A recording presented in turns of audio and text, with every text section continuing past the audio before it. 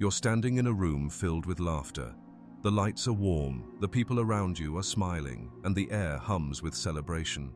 But inside your chest, there's an ache, not a scream, not a sob, just a silent, dull weight. It's not sharp enough to cry about, not loud enough to explain, and certainly not something anyone here would understand. So you smile, you laugh at the right times, you nod, you compliment someone's dress, and as the night wears on, your performance remains flawless, but deep inside, something gnaws at you, something ancient, silent, and heavy. Later, alone in the dark, you try to name it, but what do you even call this kind of pain? It's not grief, no one's died, it's not fear, you're not in danger, it's not sadness, you're blessed, you tell yourself. Then what is it? What if it's not a problem at all?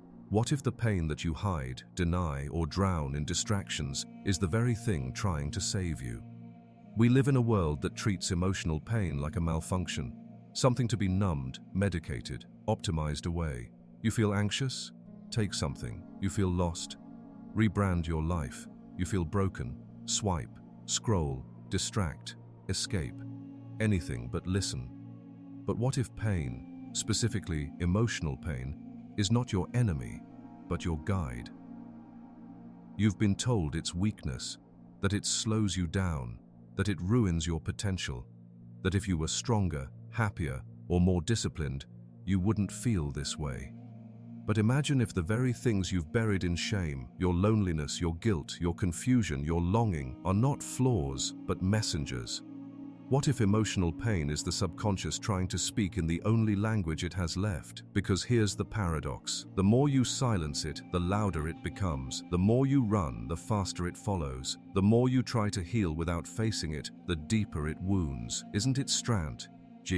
How the mind can lie to protect you, how society can reward your numbness, how the people who seem fine are often the ones bleeding internally, in silence.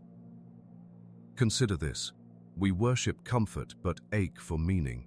We seek happiness, yet secretly crave transformation. And transformation rarely visits through joy, it comes cloaked in suffering. So here's the great contradiction. What if emotional pain is not a sign of dysfunction, but of awakening?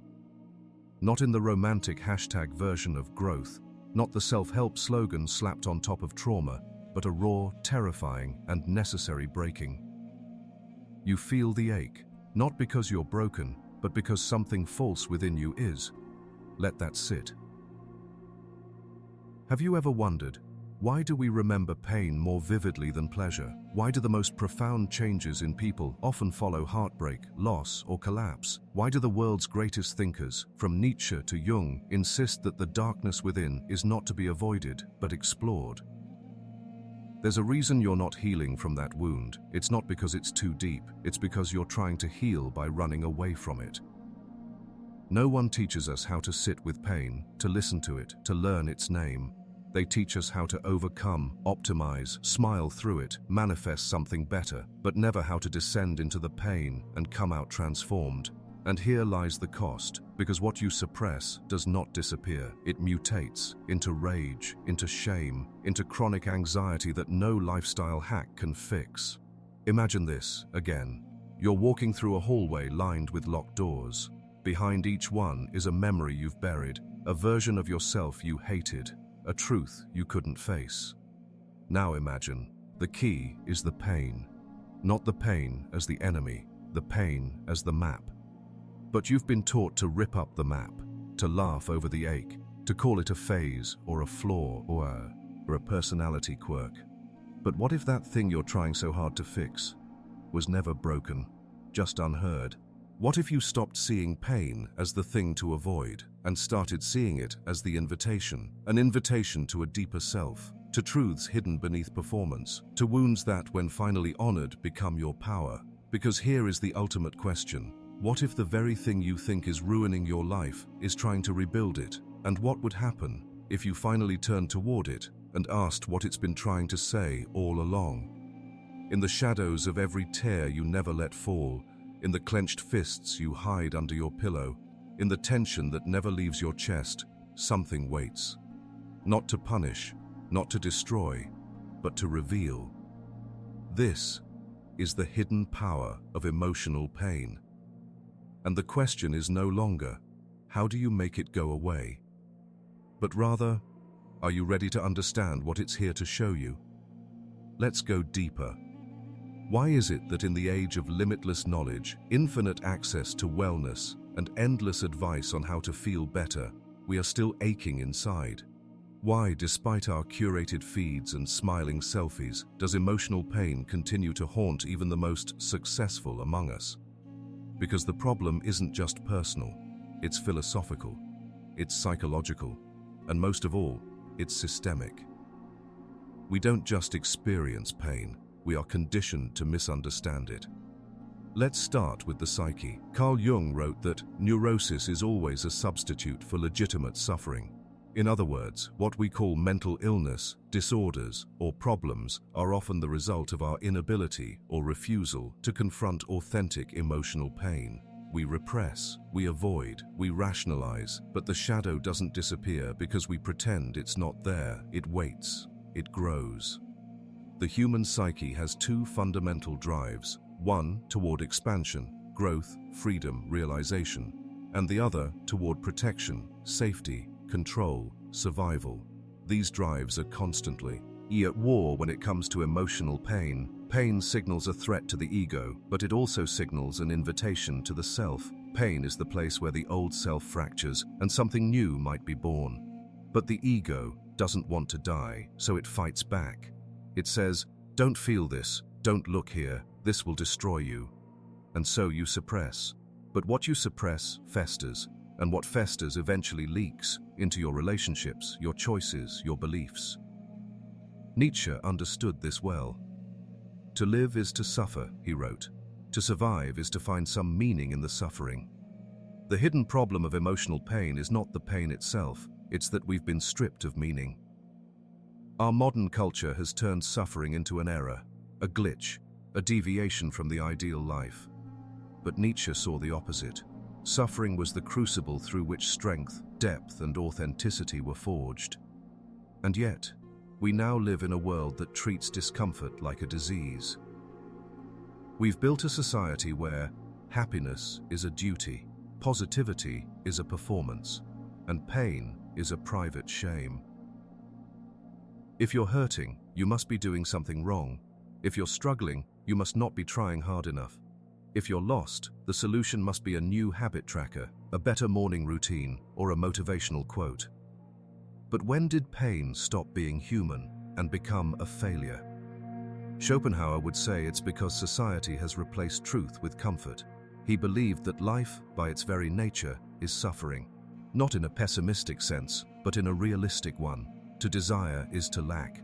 To love is to risk loss. To live is to age, decay, and eventually die. But instead of teaching us how to confront these realities, society distracts us. We drown in entertainment, consumerism, and dopamine. We become addicted to not feeling. And here's the paradox.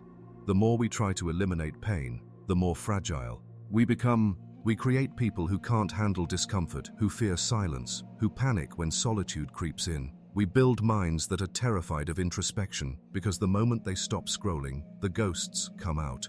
This is not healing, this is sedation. Now add to this the psychological mechanisms of repression and denial. Freud saw pain as the doorway to the unconscious. What you do not resolve, you repress. But repression is not deletion, it is displacement. And what is displaced returns as compulsions you don't understand, anxiety that flares for no reason, anger at the wrong people, addictions that numb without satisfying.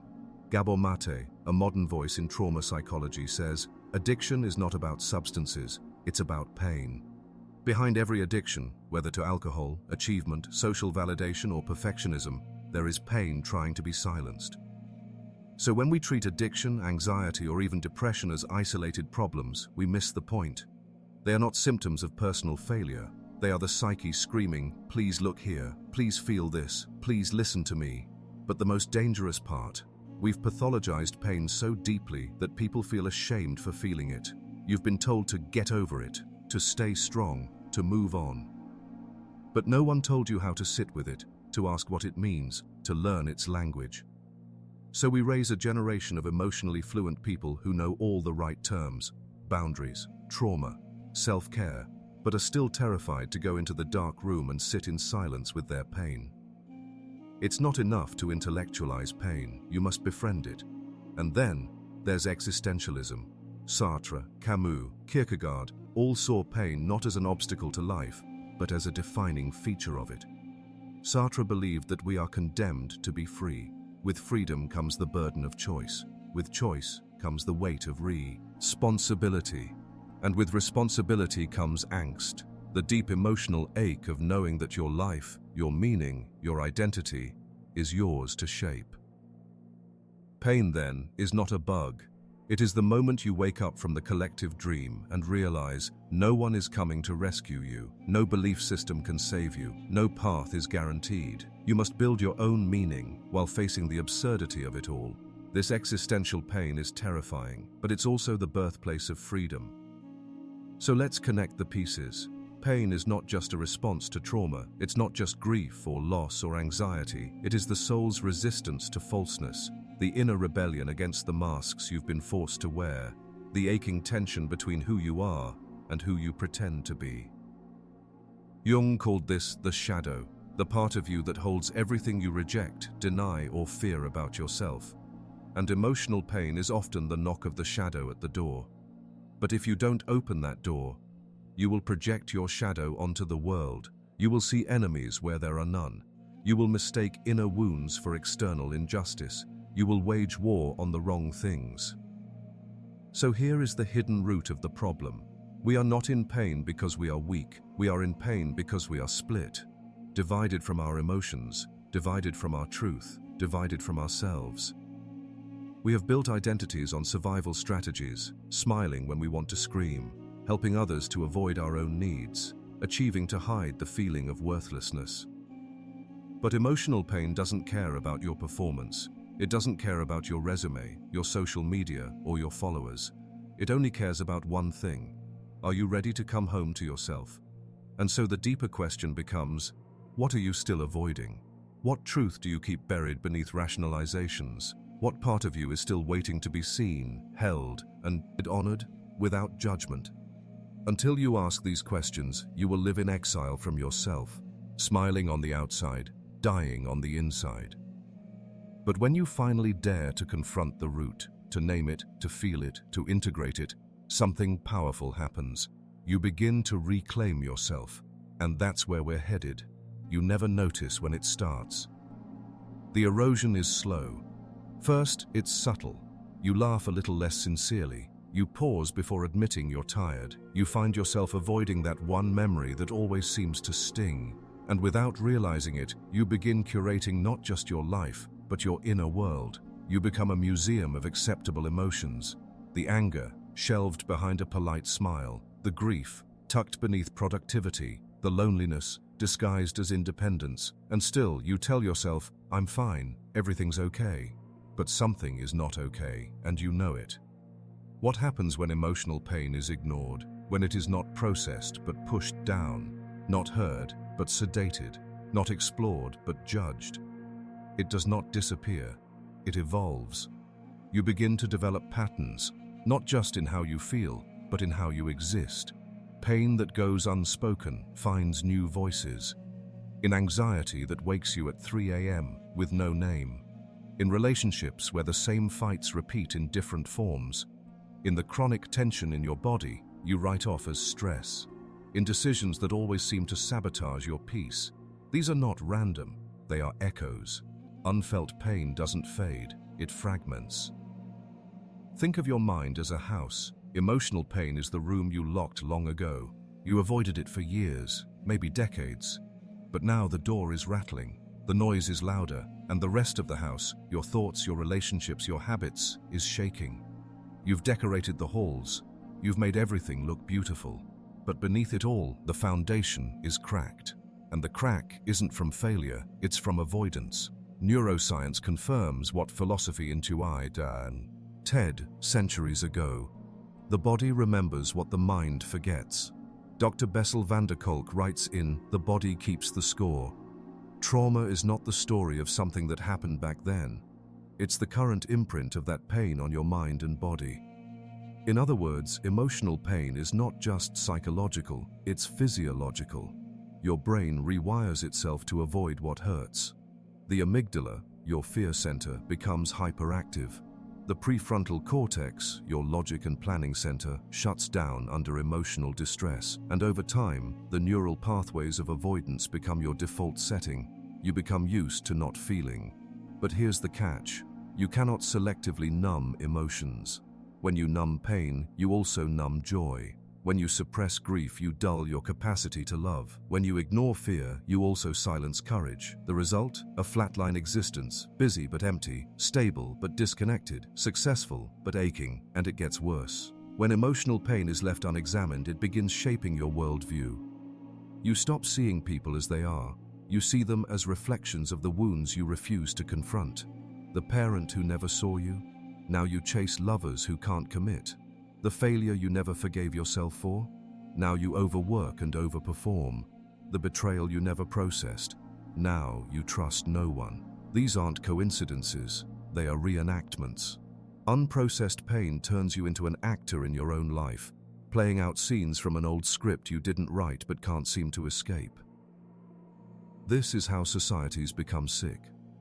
Because when enough individuals suppress their pain, it metastasizes into collective dysfunction. We build systems that reward performance over presence.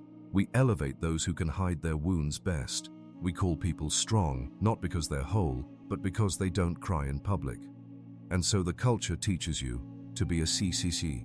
Table, you must be invulnerable. To be respected, you must be unshaken. To be admired, you must not need. But here's the price. We lose our capacity for empathy. Because if you've locked away your pain, you'll struggle to witness someone else's. You'll flinch at honesty. You'll judge vulnerability. You'll mistake numbness for peace. And so emotional pain, once silenced, becomes a chain. It doesn't just imprison you, it affects how you love, how you parent, how you lead, how you vote, how you treat strangers. It becomes generational, passed down like an heirloom, disguised as how things are. Cognitive biases worsen the trap. Confirmation bias ensures you only seek evidence that validates your internal narrative. I'm not worthy. Nothing ever works out. People always leave. Negativity bias prioritizes pain over joy, ensuring your attention is hijacked by every perceived threat, whether real or imagined. Avoidance coping rewards short-term relief, reinforcing habits like scrolling, binging, overworking, and constant distraction. But none of these are you. They are adaptations to a wound you were never allowed to name. What makes this even more tragic is how rarely we're encouraged to pause and reflect. Our world doesn't allow space for emotional inquiry. The pace is relentless, the noise is constant, the expectation is always more productivity, more performance, more perfection. And when we collapse under that weight, we don't ask why. We ask, how can I recover faster? What supplement do I need? What productivity hack am I missing? The very question we should be asking, what am I feeling, never crosses our minds, because to feel would slow everything down, and we're terrified of the stillness. So here is the cruel irony. In trying to escape pain, we create a life defined by it. Not the raw, transformative kind, but the low-grade ache of disconnection. You smile, but it doesn't reach your eyes. You laugh, but it feels hollow. Or you succeed, but you feel like a fraud. You exist without being. But pain is patient. It will wait. It will whisper. Then it will knock. And if ignored long enough, it will roar. In the form of a breakdown, a failed relationship, a crisis of meaning, a body that can no longer carry the weight of suppression. And in that collapse, you are given a choice. Will you finally listen? Because here's the hidden gift in all of this. Pain is not the destroyer, it is the revealer. It exposes what no longer serves. It uncovers what you've buried. It shakes the foundation so you can rebuild it, stronger and truer. But first, you must stop running. You must ask, what story has my pain been trying to tell me? What have I been avoiding in the name of normalcy? Who did I become to survive? And who might I be if I healed? Because until those questions are faced, you will continue the cycle. And pain will continue its campaign, not to hurt you, but to wake you up. You don't need more motivation. You don't need more discipline. You need to feel, to stop numbing, to stop performing, to stop explaining away the ache that keeps visiting in quiet moments. Because when you finally turn and face it, you might find that pain was never your enemy. It was the lost part of you trying to come home. And in that moment, everything can change. There comes a moment, quiet, terrifying, sacred, when the mask slips. Maybe it's after a breakdown, or in the silence after another failed relationship, or at 2:37 a.m., staring at the ceiling with a hollowness in your chest you can no longer explain away. You realize you've spent your entire life avoiding something that lives inside you. And the terrifying part, it followed you everywhere. All the jobs, all the lovers, all the reinventions, all the spiritual bypasses and productivity hacks, none of them exorcised the ache, because it was never about changing your life. It was about finally meeting yourself. This is where the rebellion begins. Not a rebellion against the world, not against your past, not against the people who hurt you, but against the belief that emotional pain is your enemy. You've been taught to conquer your pain, to dominate it, to win. But this rebellion asks something more radical: to turn toward it, to stop running, to open the door to the locked room, to sit in the darkness and listen. Carl Jung called this shadow work, the process of integrating the unconscious parts of yourself you've rejected or disowned. And shadow work is not a vibe, it is not an aesthetic, it is not a trend, it is the soul's confrontation with truth.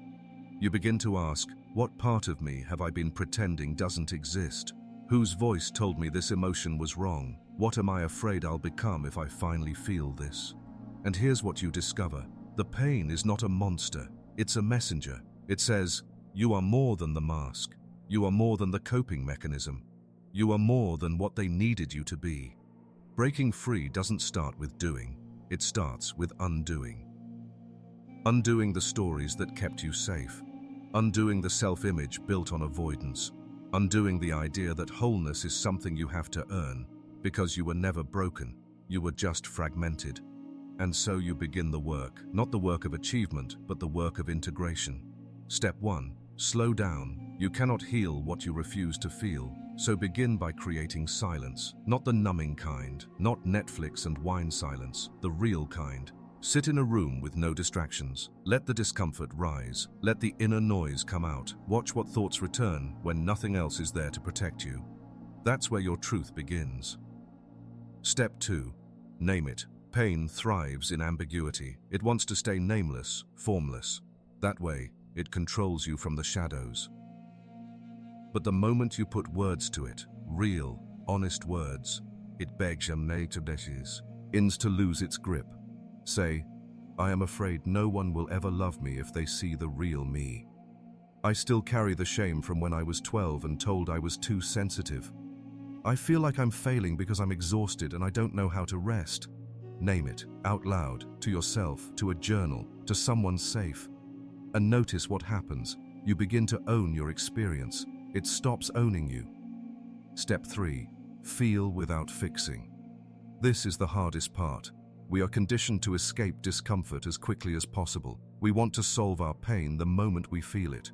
But healing is not problem solving. It is witnessing. Can you sit with your grief without analyzing it? Can you hold your shame without collapsing into it? Can you allow the tears to fall without demanding they stop? In doing so, you practice something radical. Emotional alchemy.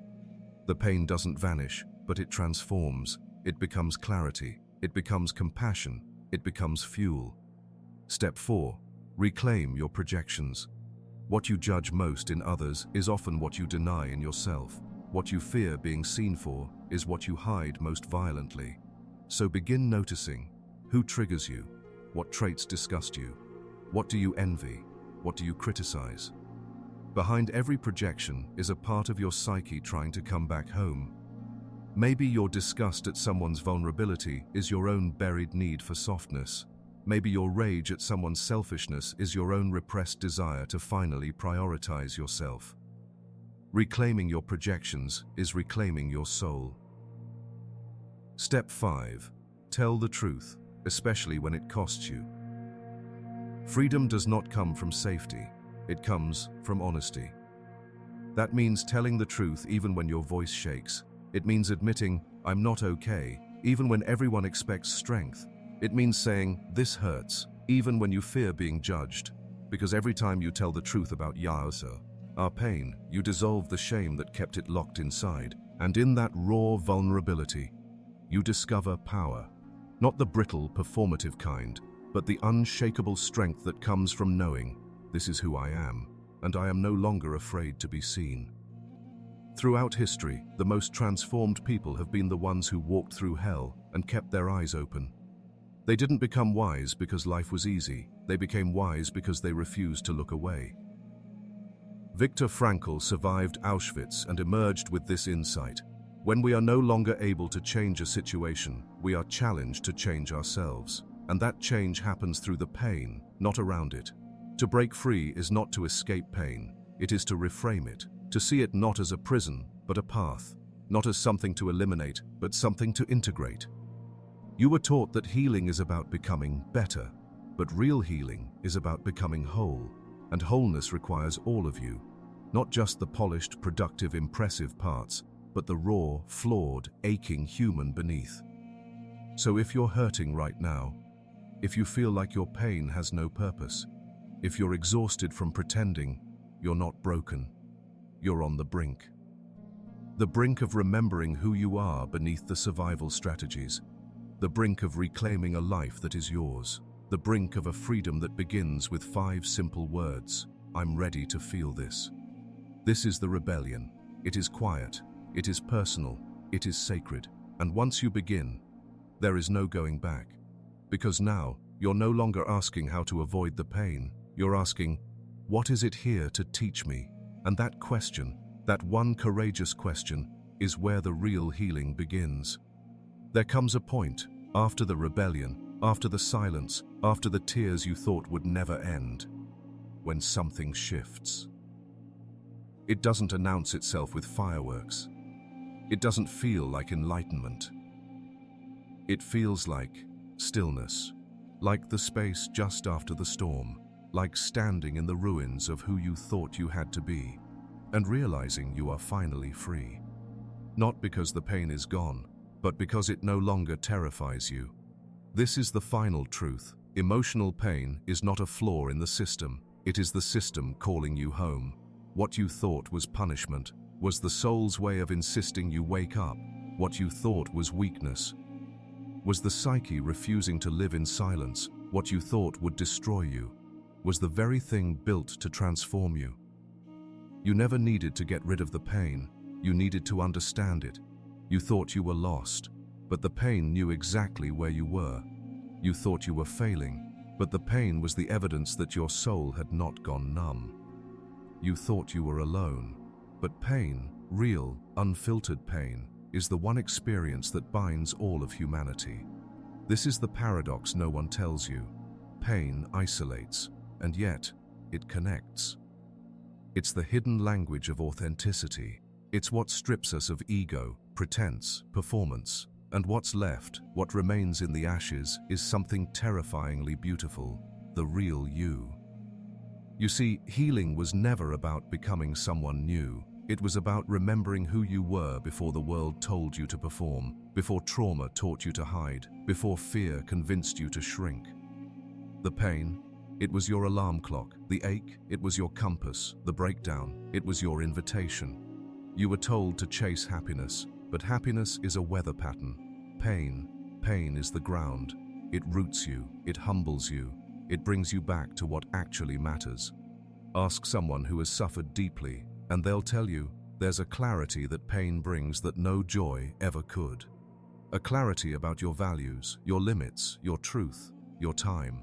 Because once you've touched the bottom, you stop chasing things that don't matter. You stop needing to be liked by people who don't know you. You stop betraying yourself to fit in. You start choosing peace over validation, solitude over noise, and truth, raw, imperfect, holy truth over illusion. This is the liberation no one talks about. Pain is not the enemy. Pain is not the problem. Pain is the portal. It is the place where the ego dies and the soul begins to speak. But you have to be quiet enough, brave enough, present enough to hear it. Let's speak clearly now. This isn't about romanticizing suffering. This isn't about staying in toxic cycles because pain is growth. This is about presence, the rare, radical act of not abandoning yourself in the midst of the storm. It's about not skipping the chapter where you come undone, because that's where your power is written. There's a part of you that was forged in the fire, and if you numb the fire, you numb the forging. Think of a wound, not one that kills, but one that cuts just deep enough to reach something primal. What happens when it's finally cleaned out? It stings, but the sting is not the damage. The sting is the cleansing. That's what pain does when you finally let it move through you. It doesn't kill you. It cleans you. It strips away the performance, the conditioning, the false identities. It shows you the raw material beneath, and that material is enough. It always was. Do you want to know what's on the other side of feeling everything? Not perfection, not bliss, not some gleaming, Instagrammable version of healing. What's on the other side is wholeness. You stop splitting yourself into acceptable and unacceptable. You stop hiding the parts of you that cry at night, that feel too much, that ache when no one's watching. You stop trying to be a brand, a product, a persona. You become human again, messy, sacred, free. And you begin to understand that life is not about avoiding pain. It's about having the courage to feel it and the wisdom to learn from it. You begin to see pain not as a wall, but as a mirror. One that shows you not who you pretend to be, but who you truly are, when everything else is stripped away. This is why so many people wake up after collapse, not because collapse is good, but because collapse finally silences the noise long enough for the soul to whisper, "Come home." And if you listen, if you follow that whisper through the debris of who you thought you had to be, you will find something unshakable. Not joy, not success, but truth. And truth, unlike pleasure, never leaves you. So here is the ultimate truth. Emotional pain is not a detour. It is the path. It is the rite of passage. The descent into the depths, the crucible of the real self. You were never meant to avoid it. You were meant to walk through it, with open eyes, with trembling hands, with faith that something deeper waits on the other side. And there, in that sacred space, you no longer fear life. Because you no longer fear yourself. You are not broken. You are becoming. You are not lost. You are returning. You are not too much. You are exactly what this moment needs, not despite your pain, but because of it. So take a deep breath, feel what you've avoided, honor what you once judged, embrace what still hurts. And then, when you're ready, look in the mirror, look yourself in the eyes, and say, "Thank you." Because the pain didn't destroy you, it revealed you. And now, you are free.